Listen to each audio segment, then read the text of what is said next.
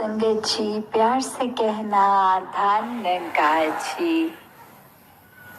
पिछले कुछ घंटों से जो भी संदेश सत्संग में श्रवण किया गया, वो संदेश हर एक को यही कि अपने जीवन में जो सबसे अहम कार्य है, जो जीते जी ही करना है, वो इस परमात्मा को देखकर, इसको जानकर, इसको अपने जीवन में हर पल के लिए ढालना है। तो कैसे एक वो भी बात आती है कि अपने जीवन में जहाँ हमने आना है, कितनी देर किसने रहना है, हमको वो समय कितना निर्धारित इस परमात्मा ने किया, ये किसी को नहीं पता। तो कैसे जितना भी समय मिला है, जिस उम्र में भी है, वही मुबारक समय है इस परमात्मा को जानने के लिए। जैसे एक कहानी काव्यदासी सहारा लेगी कि बहुत समय पहले एक राजा के दरबार के बाहर एक शोर हो रहा था और राजा ने वो बात जाननी चाहिए कि एक शोर क्यों हो रहा है।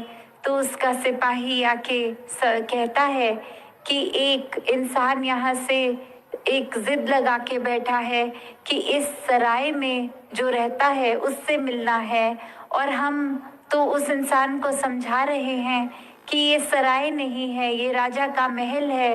तो वो उसी जिद पे अटका है कि इस सराय में रहने वाले मालिक को मिलवा दो। तो फिर वही राजा आके कहता है उस व्यक्ति को मेरे पास पेश किया जाए, और जब वो इंसान सामने, तो फिर वही बात कहता है कि आप इस सराय में रहते हैं, और राजा भी वही बात कहता है कि ये महल है, सराय नहीं है।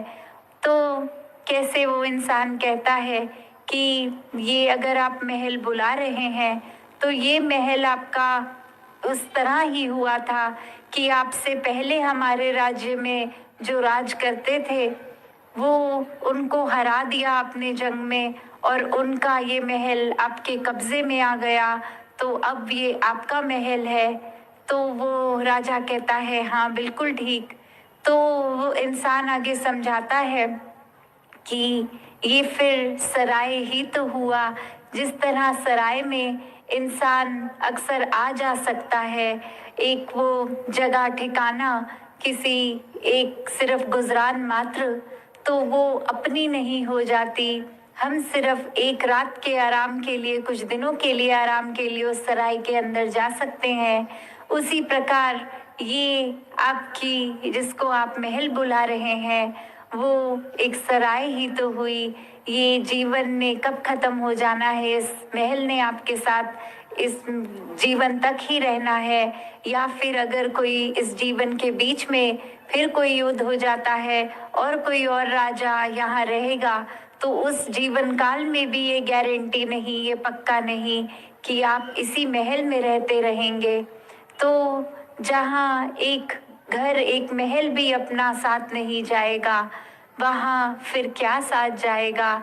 ये सराय ही इसलिए है कि हम सब इस जीवन में आते हैं मेहमान की तरह रहकर और फिर चले जाते हैं।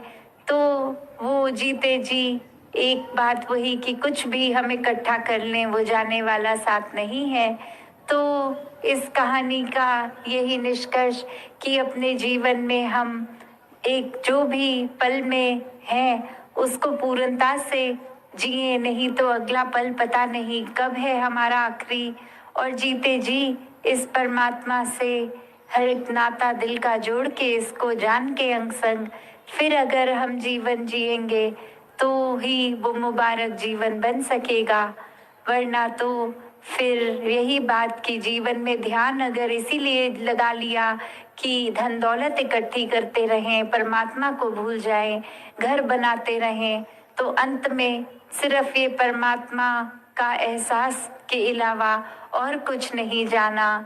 जैसे बादशाह सिकंदर के बारे में भी कहते हैं कि वो चाहे दुनिया पे फतेह करके जीत के खाली हाथ का खाली हाथ गया।